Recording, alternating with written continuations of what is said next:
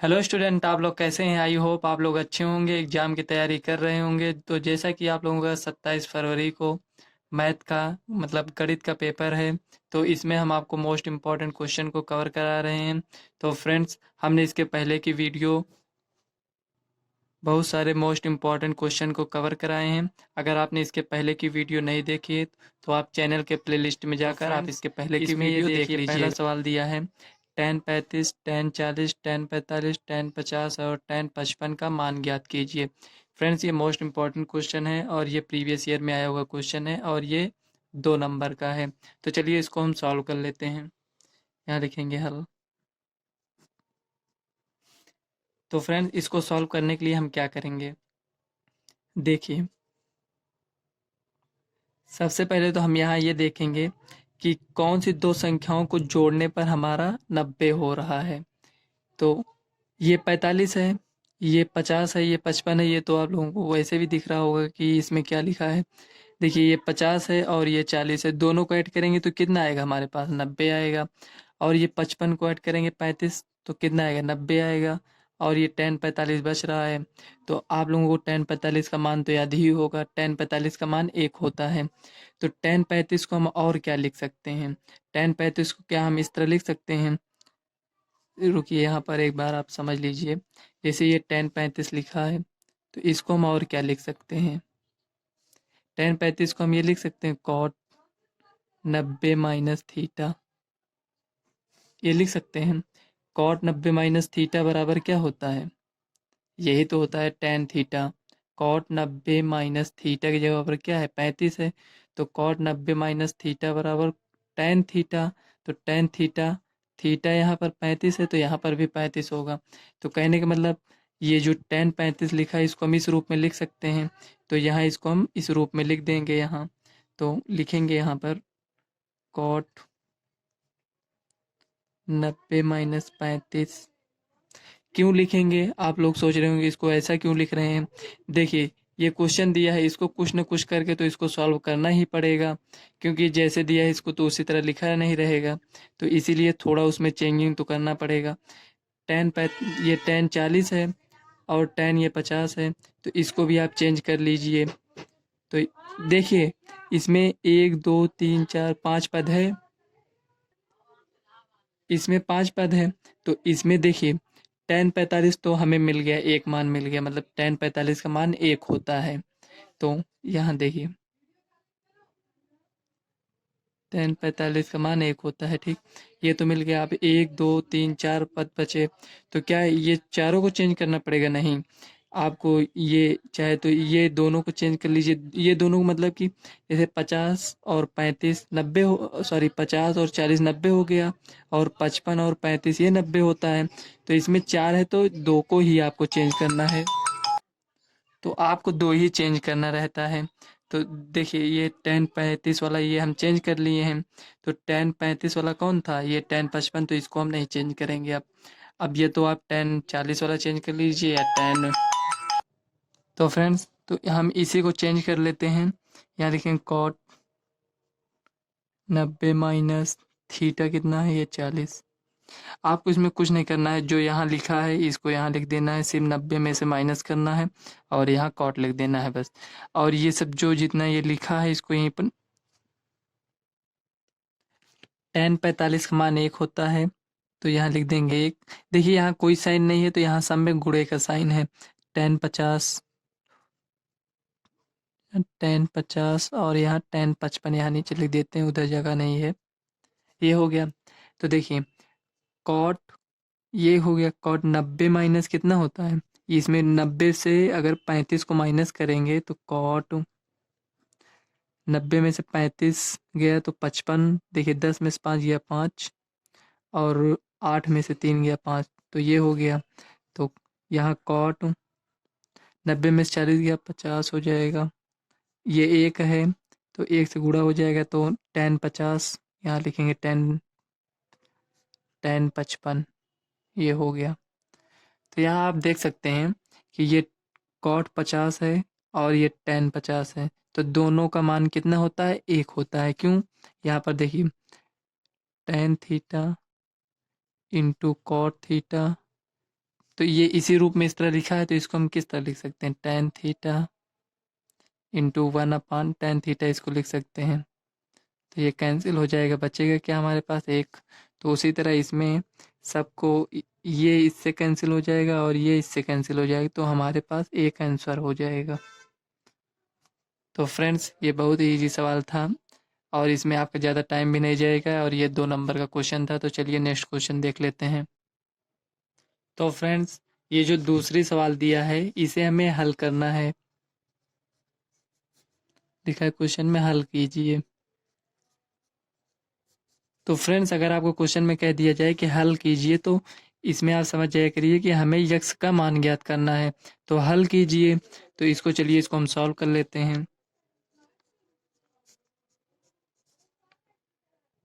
तो फ्रेंड्स ये जो क्वेश्चन हम आपको बताने जा रहे हैं ये 6 नंबर का क्वेश्चन है और ये मोस्ट इम्पॉर्टेंट क्वेश्चन है, क्योंकि ये प्रीवियस ईयर में आया हुआ क्वेश्चन है। तो देखिए ये x+1 है, इसको एक बार हम नोट कर लेते हैं।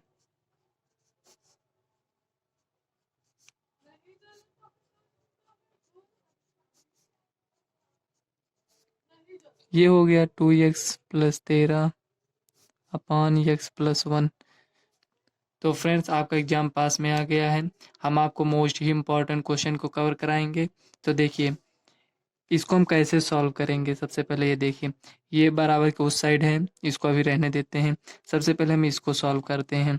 तो इसका एलसीएम कितना होगा, x-1 और ये x-2 ये हो गया।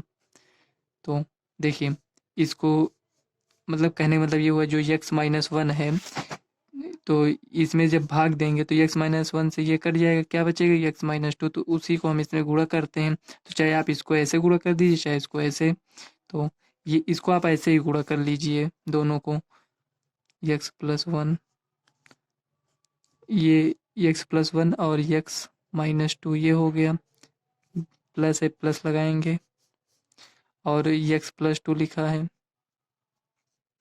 ये x-1 है इक्वल टू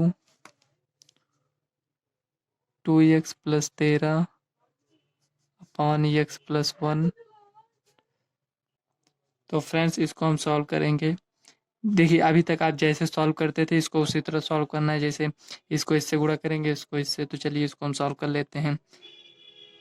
तो इसको इससे गुणा करेंगे तो x² और इसको इससे करेंगे तो -2x, इसको इससे करेंगे +x और इसको इससे करेंगे तो -2, प्लस है प्लस लगाएंगे। अब इसको इससे करेंगे तो x², इसको इससे करेंगे तो -x प्लस 2x-1 ये हो गया अपॉन, इसको इससे गुणा करेंगे तो x² हो जाएगा, इसको इससे करेंगे तो -2x -x, इसको इससे किए। अब इसको इससे करेंगे तो +2 equal to 2x+13 upon x+1 ये हो गया। तो फ्रेंड्स इस क्वेश्चन को आप बहुत ही सावधानी से सॉल्व किया करिए, नहीं तो देखिए कहीं पर भी अगर हम यहाँ थोड़ा भी मिस्टेक करेंगे तो ये सवाल सॉल्व तो हो जाएगी लेकिन हमको आगे जाकर उसमें हमें आंसर नहीं मिलेगा। देखिए ये यहाँ इतना हो गया है, तो इसको हम सॉल्व करेंगे तो यहाँ x² है, यहाँ भी x² है, तो ये क्या होगा 2x² हो जाएगा। अब इसमें देखिए -2x है, इसमें भी x है, ये है और ये भी है, तो x -x कैंसिल हो गया और -2x प्लस 2x से कैंसिल हो गया। अब देखिए हमारे पास क्या बचा इसमें, ये 2x² हो गया और इसमें क्या बचा है -2 बचा है और क्या बचा है ये -2 है तो -4 हो जाएगा, ये हो गया अपॉन x², इसको -3x हो जाएगा यहाँ +2 इक्वल टू क्या दिया है, ये दिया है 2x+13 अपॉन x+1। तो ये इतना हो गया। अब इसको कैसे सॉल्व करेंगे, इसको इससे गुणा करेंगे तो 2x² -4, इसको इससे गुणा करेंगे तो यहाँ x+1 हो जाएगा, इसको ब्रैकेट में आप लिखिएगा इक्वल टू 2x+13 और ये जो यहाँ लिखा है इसको यहाँ लिख दीजिए, तिर्यक गुणा कर रहे हैं तो x square minus 3x plus 2, ये हो गया। अब इसी को सॉल्व करेंगे तो देखिए इसको इससे गुणा करेंगे तो 2x³ हो जाएगा, और अब इसको इससे करेंगे तो प्लस में है तो प्लस 2x² माइनस 4x, इसको इससे करेंगे तो -4 इक्वल टू, तो इसको इसके साथ गुणा करेंगे तो क्या होगा 2x³, और अब इसको इससे गुणा करेंगे तो देखिए संख्या को संख्या से गुणा करेंगे तो 3 दूना 6 -6, यक्स को यक्स से तो x² हो जाएगा। और अब देखिए अब इसको इससे करेंगे तो प्लस 4x, अब देखिए ये बचा है, इसको इससे करेंगे तो प्लस 13x², इसको इससे करेंगे तो -39x, और इसको इससे तो प्लस 13 दूनी 26, फ्रेंड्स ये 26 हो गया। अब इसी को सॉल्व करते हैं। देखिए 2x³ प्लस इसमें भी है प्लस इसमें भी बराबर के उस साइड है, ये कैंसिल हो जाएगा, और ये जो बचा है इसको हम लिख लेंगे 2x² -4x -4, देखिए ये माइनस में इधर आएगा प्लस में हो जाएगा। तो चलिए पहले इसको हम सॉल्व कर लेते हैं, इसको भी थोड़ा सॉल्व कर लें। देखिए x² इसमें भी है इसमें भी है, तो 13 में से 6 गया 7 x², ये हो गया। अब ये -39x है और ये 4x है, तो 39 में से 4 गया तो 35x हो गया। अब देखिए ये 26 है तो 26 यहाँ लिखेंगे प्लस 26। अब इसको सॉल्व करेंगे तो 2x², ये प्लस में इधर आएगा तो -7x² -4x, अब इसको इधर लेकर आएंगे तो प्लस 35x -4, प्लस में बराबर के साइड आएगा तो माइनस में इक्वल टू 0, ये हो गया। तो देखिए 7 में से 2 गया 5 -5x², बड़ी संख्या साइन लगाए हैं तो 35 में से 4 गया 31, तो प्लस 31x और -26×4 30 इक्वल टू 0। अब देखिए माइनस इसमें से कॉमन ले लेंगे, ये जो यहाँ माइनस लिखा है माइनस कॉमन लेंगे तो जो माइनस में रहेगा वो प्लस में हो जाएगा, जो प्लस में रहेगा वो माइनस में हो जाएगा। तो ये यहाँ माइनस हमने कॉमन ले लिया, तो यहीं से माइनस नहीं कॉमन लिए, इसमें से भी लिए इसमें से भी लिए, तो माइनस कॉमन लिए, तो ये माइनस था तो ये प्लस हो जाएगा, ये प्लस था तो ये माइनस हो जाएगा, माइनस है तो प्लस हो जाएगा इक्वल टू 0। माइनस को इधर लेकर आएंगे तो 0 हो जाएगा, मतलब ये माइनस हट गया तो 5x² -31x plus 30 equal to 0। अब आपको ये क्या दिख रहा है, ये एक द्विघात समीकरण के रूप में दिख रहा है, तो हमें इसे गुणनखंड करना है, मतलब आप इसे गुणनखंड भी कर सकते हैं और द्विघाती सूत्र मतलब फार्मूला का यूज कर कर आप उससे सॉल्व कर लीजिए। कुल मिलाकर हमें इसमें x का मान ज्ञात करना है, तो चलिए इसको हम गुणनखंड से ही सॉल्व करेंगे। द्विघाती तो आप इसको सॉल्व भी कर सकते हैं, तो इसलिए हम इसको गुणनखंड से सॉल्व करेंगे। तो सबसे पहले हम क्या करते हैं, ये जो यहाँ लिखा रहता है और यहाँ जो लिखा रहता है इसको हम गुणा करते हैं, तो हमारे पास 150 आएगा। अब देखिए 150 को 2 से काटेंगे तो 75 आएगा, उसके बाद 3 से तो 3 दूना 6 3 पचे 15 5 पचम 25 5 पचम 25, ये हो गया। तो देखिए 150 का अभाज्य गुणनखंड कितना आया है, 2 गुणे 3 गुणे 5 गुणे 5, तो इसमें हमें ऐसी दो संख्याएं लेनी है कि गुणा करें तो 150 आए मतलब 150, और उन्हीं दो संख्याओं को जोड़ दें या घटा दें तो -31 आना चाहिए। तो यहाँ हम देखते हैं कि 2 तिहाई 6, ये हो गया, पचम 25, ये हो गया, एक संख्या ये बन गया, और भी इसमें संख्या जैसे 5 तिहाई 15, ऐसे मतलब मिलाते हैं कि इसमें कौन सी संख्या बन सकता है, तो 5 तिहाई 15 ये हो गया, और 5 दूनी 10 गुणे 10, एक तो हम 15 गुणे 10 भी तो लिख सकते हैं, तो 15 10 25 हो सकता है, यहाँ 25 होता तो हम ये वाली संख्या लेते, लेकिन यहाँ तो ये नहीं है। अगर 15 10 25 होता या 15 में 10 गया यहाँ 5 होता तो हम इस वाली संख्या को लेते हैं, लेकिन यहाँ तो ये दोनों नहीं है, इसको भी नहीं लेंगे। तो इसमें देखिए आप 25 में से 6 गया 19, यहाँ तो 31 है। इसके मतलब कि इसे हमें घटाना नहीं है, जोड़ना है। 25 6 31 हो जाएगा। तो जोड़ेंगे तो 25 और 6 ये भी प्लस, लेकिन यहाँ तो देखेंगे आप माइनस है। तो इन दोनों को हम माइनस में ही जोड़ेंगे। माइनस मतलब -6 -25 इस तरह जोड़ेंगे। इक्वल टू किस किसके बराबर आएगा? -31 x। तो -31 x की जगह पर हम -6 -25 ब्रैकेट में x, कहने का मतलब ये जो x लगाए हैं ये इसका भी x होगा, इसका भी x होगा। तो यहाँ हम लिखेंगे इसी को direct 5x² -6x -25x +30 equal to 0। अब इसमें देखिए इसमें x है, इसमें भी x है, x कॉमन ले लीजिए। तो यहाँ 5x -6। अब जो यहाँ लिखे हैं इसको यहाँ लिखेंगे। देखिए यहाँ क्या है आप देखिए, यहाँ 25 है x, यहाँ 5x है। तो इसमें हम क्या गुणा करें इसमें कि 25x हो जाए। तो अब हमें नहीं पता चल रहा है कि इसमें क्या हम यहाँ कौन सी संख्या लिख दें तो 25x आ जाए। तो जो संख्या यहाँ लिखा है इसमें से इसमें भाग दे दीजिए। तो 5 है तो 5 से भाग देंगे तो हमारे पास क्या आएगा? 5 आ जाएगा। तो 5 को यहाँ लिखेंगे। अब यहाँ माइनस है माइनस, तो अब इसको इससे गुणा करेंगे तो 25 ये आ गया हमारे पास, और इसी को इससे गुणा करेंगे तो ये आ गया। एक बार लिखने के बाद आप चेक कर लिया करिए, जैसे कि ये दोनों सेम नहीं आ रहा है तो इसका मतलब कहीं ना कहीं हम सवाल को गलत किए हैं।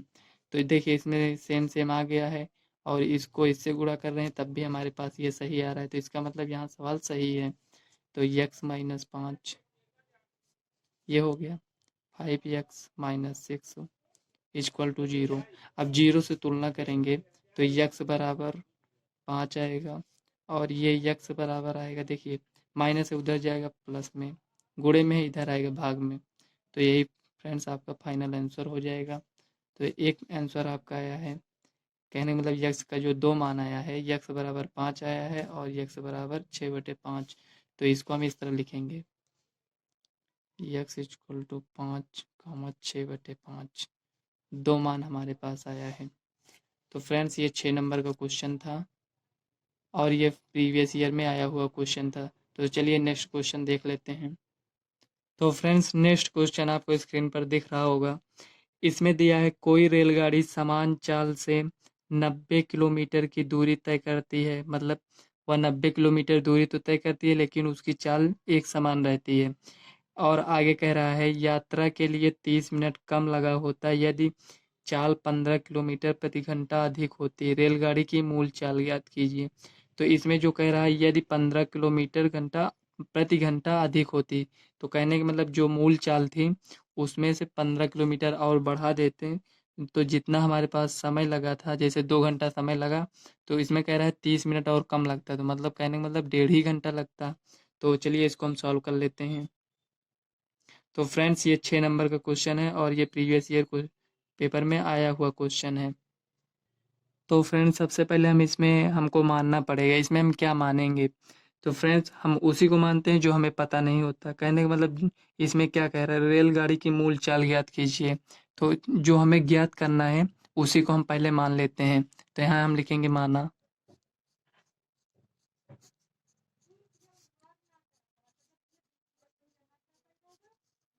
रेलगाड़ी की मूल चाल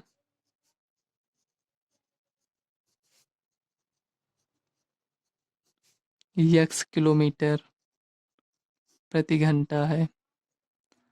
अब हमें नहीं पता है कि कितने किलोमीटर प्रति घंटा है, तो इसलिए हमने मान लिया इसको।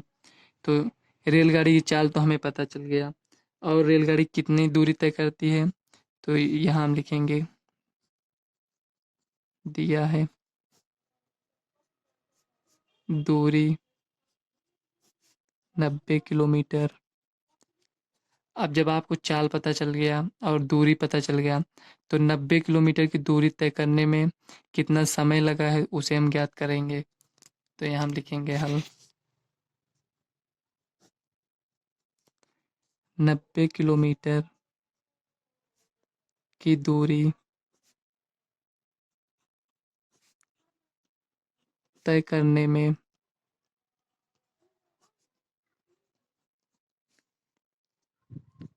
रेलगाड़ी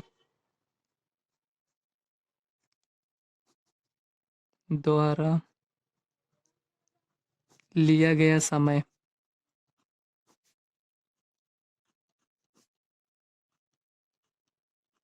ये हो गया फ्रेंड। तो समय समय बराबर क्या होता है? समय बराबर दूरी बटे चाल।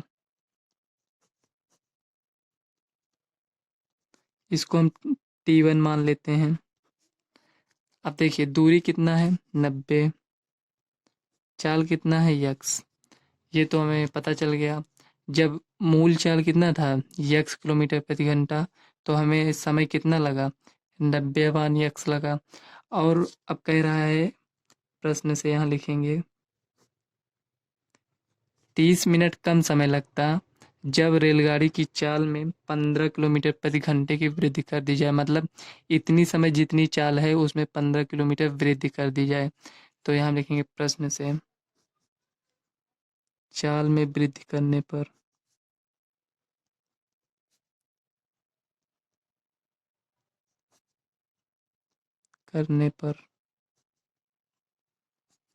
चाल में वृद्धि कितना हुआ यक्स प्लस 15 हो गया। तो कितना समय लगता है 30 मिनट कम समय लगता है। मतलब कि 30 मिनट को अगर हम घंटे में बदलें तो कितना होगा, यहाँ आप समझ लीजिए। देखिए 1 घंटे में, यहाँ आवर लिख देते हैं, 1 घंटे में कितने मिनट होते हैं 60 मिनट होते हैं। अब इसी को हम अपोजिट करें 1 मिनट में कितने घंटे होते हैं, तो 1/60, 1/60 घंटे। उसी तरह 30 मिनट में कितने घंटे होंगे, तो 30/60। जब 1 मिनट था तो एक यहाँ लिखे 60 यहाँ लिखें, 30 है तो 30 यहाँ लिखेंगे 60 यहाँ लिखें, 30 यहाँ 60 था तो 1/2। तो कहने का मतलब 1/2 घंटा। तो 30 मिनट किसके बराबर हुआ, 30 मिनट बराबर हुआ 1/2 घंटे के। तो इसको हम इस तरह लिख सकते हैं। क्यों इसको इस तरह लिखें, क्योंकि यहाँ देखिए किलोमीटर प्रति घंटा है ना, तो इसलिए इसको भी घंटे में बदलना पड़ेगा क्योंकि ये मिनट में दिया है। तो चाल में वृद्धि कितना हुआ है यक्स प्लस 15 हो गया है। तो पहले यक्स था, अब इसमें 15 और वृद्धि कर दिए हैं। तो समय कितना लगेगा, तो यहाँ लिखेंगे समय T2 बराबर, एक को T1 माने एक को T2। दूरी कितना है, दूरी तो उतना ही है। चाल कितना है, बदल गया है यक्स प्लस 15। ये हो गया। अब देखिए T1 और T2 के समय में कितना अंतर है 30 मिनट का, मतलब कि आधे घंटे का अंतर है। तो यहाँ हम लिखेंगे दोनों समय में अंतर।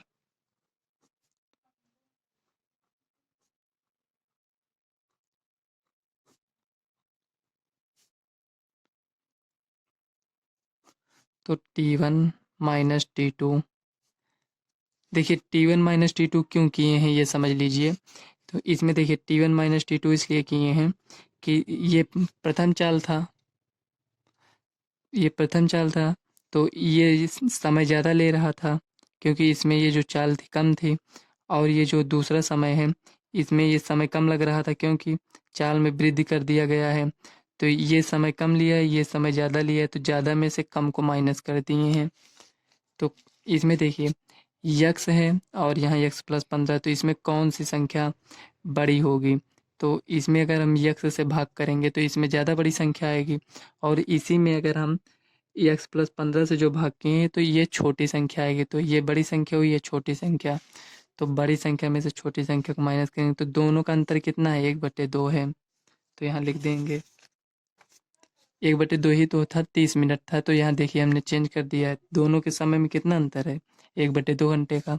तो T1 हमारे पास कितना आया था 90/x, और T2 कितना आया था 90/x प्लस 15 पान 1/2। ये हो गया। फ्रेंड्स कोई भी डाउट हो तो आप कमेंट करिएगा, हम आपको इसका रिप्लाई ज़रूर अगले वीडियो में करेंगे। तो देखिए इसको इधर गुणा कर देंगे, -90, इसको इधर तो 90x तो फ्रेंड्स ये जो हमने गुणा किया है तो इसका मतलब आप समझ रहे होंगे ना कि जो एलसीएम लेते हैं इसके पहले हमने आपको बताया भी था। तो यक्स प्लस 15 इक्वल टू 1/2 ये हो गया। अब इसी को सॉल्व कर लीजिए।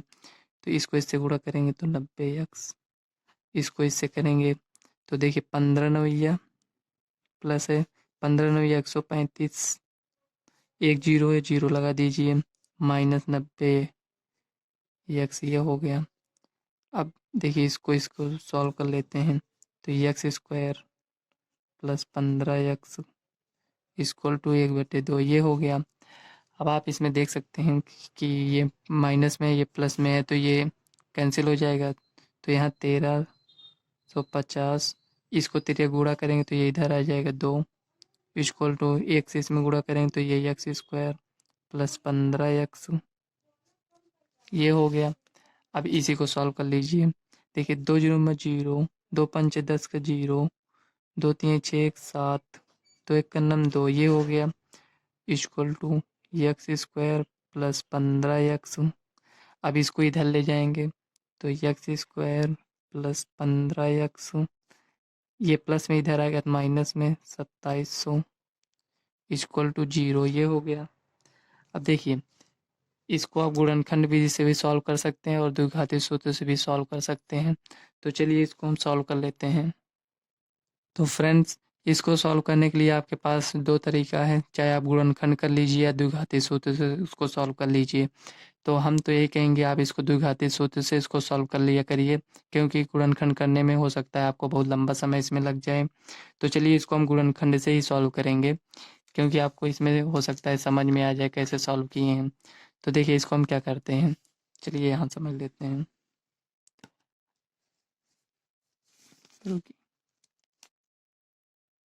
तो ये जो 2700 आया है इसको हम यहाँ अभाज्य गुणनखंड करेंगे इसका।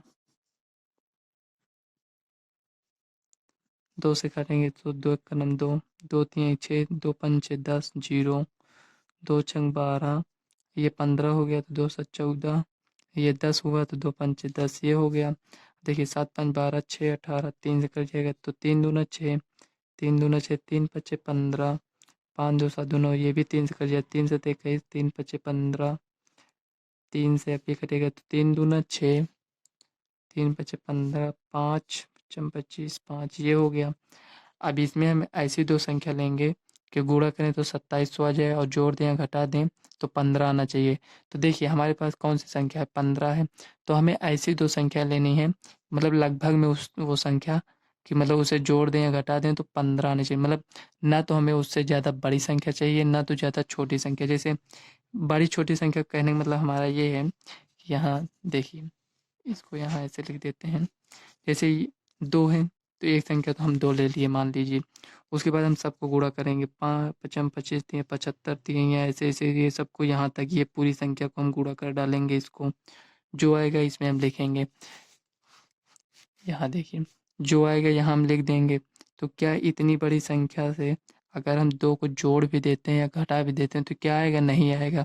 तो यहाँ आपको थोड़ा समझना होगा कि मतलब हमें ऐसी संख्या लेनी है कि दोनों लगभग में संख्या रहे, मतलब ना तो दोनों संख्या ज़्यादा छोटी हो ना ज़्यादा बड़ी हो। जैसे ये एकदम ही छोटी संख्या थी और ये एकदम बड़ी संख्या थी तो इसमें तो हमें नहीं आएगा।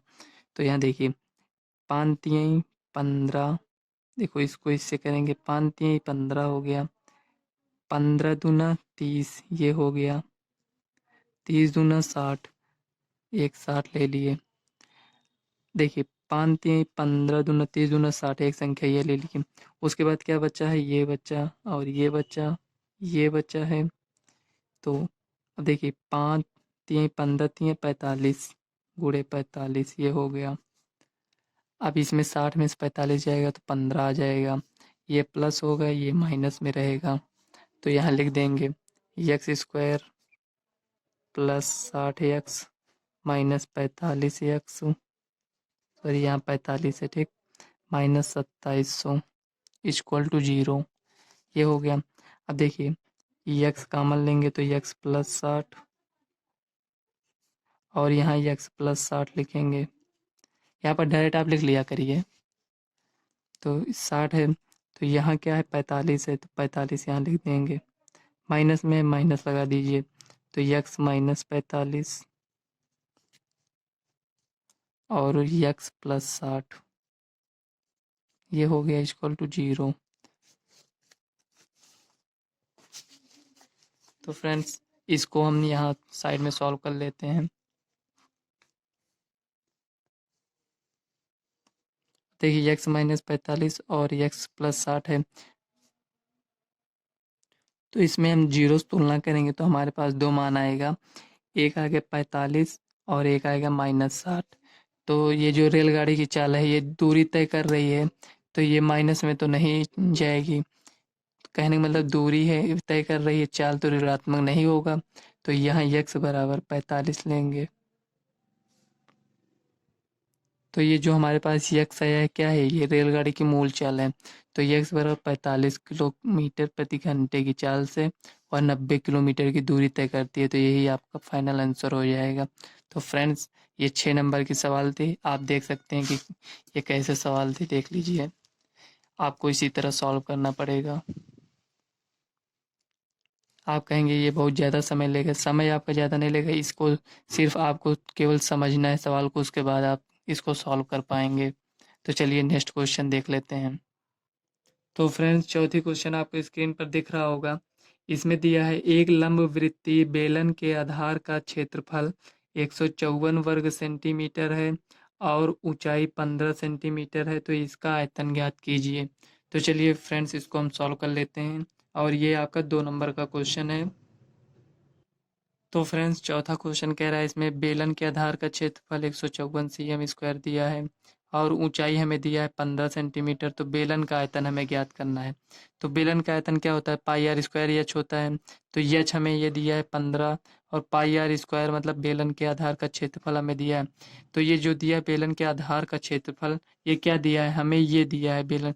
अगर हम इसको, आप जैसे पाइप देखे होंगे, पाइप ऐसे जो इस तरह गोलाई में होता है, तो यही ये जो इस तरह गोलाई है इसी तरह ये है, तो यही हमें दिया है इसका क्षेत्रफल। आधार का क्षेत्रफल 154 cm स्क्वायर दिया है और ऊंचाई 15 सेंटीमीटर दिया है, तो इसका हमें आयतन ज्ञात करना है। तो ये फ्रेंड्स ये बहुत ही छोटी सवाल है, इसको हम ज्ञात कर लेंगे। यहाँ लिखेंगे हल, यहाँ लिखेंगे बेलन का आयतन। सिर्फ आपको फार्मूला याद होना चाहिए बस, बेलन का आयतन क्या होता है, पाई आर स्क्वायर एच। तो फ्रेंड्स आप देख सकते हैं यहाँ पर ये जो बेलन के आधार का क्षेत्रफल, मतलब ये जो वृत्त का क्षेत्रफल क्या होता है, पाई आर स्क्वायर। तो यही जो पाई आर स्क्वायर है यही तो हमें दिया है 154, ये हो गया। अगर आप इसको डायरेक्ट नहीं लिखेंगे तो आप पहले आर को ज्ञात करेंगे, इसमें लंबा समय लग जाएगा और 2 नंबर का क्वेश्चन है। तो ये देखिए आधार का क्षेत्रफल हमें दिया है पाई आर स्क्वायर 154 दिया है, तो यहाँ हम ये देखेंगे पाई आर स्क्वायर इतने की जगह पर हम इसको लिख सकते हैं। तो 154 यहाँ डायरेक्ट लिखेंगे, गुणे एच कितना है 15 है, ये हो गया। अब इसी को सॉल्व कर लीजिए, 15 चौको 60 का 0 हासिल है 6, 15 पचे 75, 6 81 का 1 हासिल कितना है 8, तो 15 का नाम 15 8 23, ये हो गया। तो सीएम में था तो आयतन हम निकाल रहे हैं तो हमें सीएम क्यूब लिखना पड़ेगा। यही फ्रेंड्स आपका फाइनल आंसर है। तो फ्रेंड्स इस वीडियो को हम यहीं तक रखते हैं। अगर वीडियो आपको अच्छी लगी तो वीडियो को लाइक व चैनल को सब्सक्राइब कर लेना, ताकि आने वाले वीडियो का नोटिफिकेशन आप तक सबसे पहले पहुंचे। तो चलिए मिलते हैं नेक्स्ट वीडियो में, तब तक के लिए बाय।